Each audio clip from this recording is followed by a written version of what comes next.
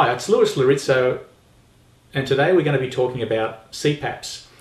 I'm here with Peter Carl, who's a sleep apnea sufferer, and he's had a CPAP for several years now, and he's going to be able to talk to us about his experiences and how he came across the CPAP machine and how he got used to it, and perhaps he's got some tips and tricks he's going to share with us as to what you should be looking for if you're looking for a CPAP machine, or if you've got one now, what ways that you can use to improve your experience. So, Peter, welcome aboard. Thank you, Lewis. My first question is, what made you think that you had a problem with your sleeping, and how did it feel, and how long ago was that?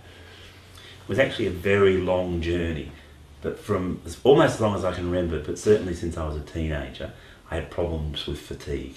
Right. I was always overly tired, and the doctors just didn't seem to have an answer for me.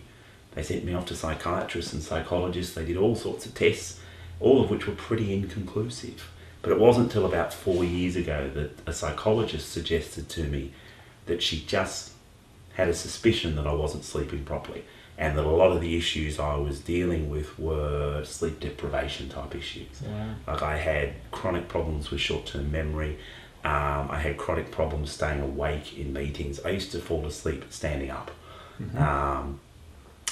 Yeah, it was really very, very debilitating. I'd go through long periods where I literally couldn't work because I didn't have any energy. I became very good at looking busy whilst I was actually asleep at my desk. It wasn't particularly good.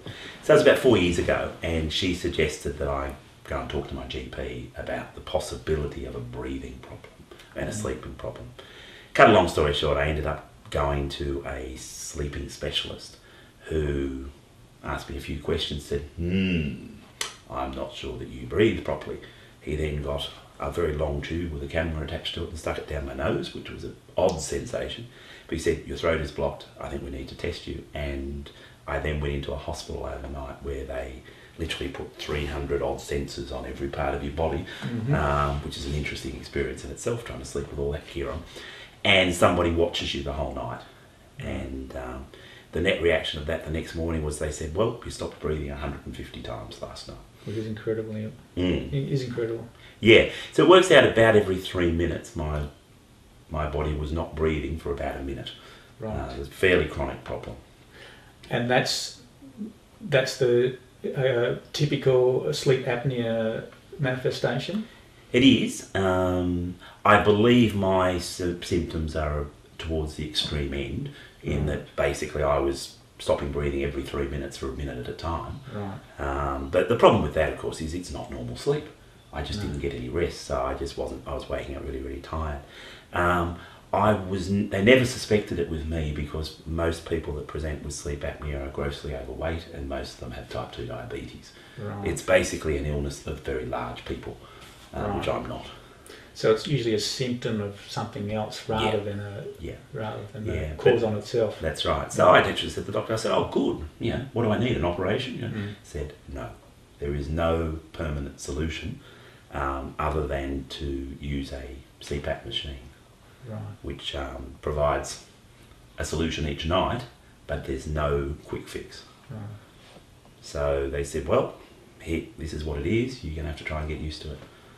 So you immediately went out and got one?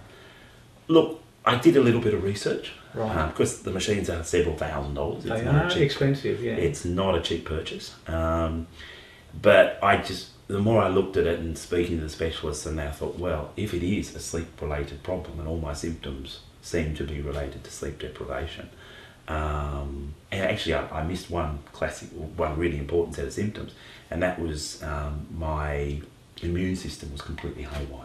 Right. So I react to everything. I get hay fever all the time. I am allergic to just about every food that I eat. Right. Very strange things. And again, a haywire immune system is another characteristic of being sleep deprived. Right. It is a form of torture, after all. Sure, yeah. Yes. So it's one of the favourite sources of torture is to keep people awake. That's right. Yeah. And you were living that torture. That's right. And I didn't even know. Yeah. I never had any inkling that I was stopping breathing at all. Yeah. So anyway, it was a matter of, well, here's potentially a solution. I thought the prize is so big that I've got to try this. It was an extraordinarily difficult thing to get used to. Was it?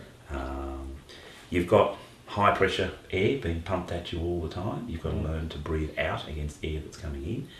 I chose to wear a full face mask, so I've got this big mask across my face. I had to get used to wearing that. Because the air coming in is in such pressure, you have to tighten it around your face so much. They ended up with really terrible headaches from the fact that the fittings were so tight around my head. You can't move, so you've got to learn to sleep on your back and not move, which takes a fair bit of getting used to. So, and they said to me, look, it will take you 3 months. And half the people that try it give up in frustration because it's so difficult. So for the first 3 months it was terrible. And then all of a sudden it just clicked. One morning I woke up and I thought, I've just slept all night. I could feel it. You felt refreshed? Yeah, I did. And I've now got used to it. I can sleep flat on my back without moving all night. So you would say at this point in time, it was, after 3 months, you definitely thought it was worth it?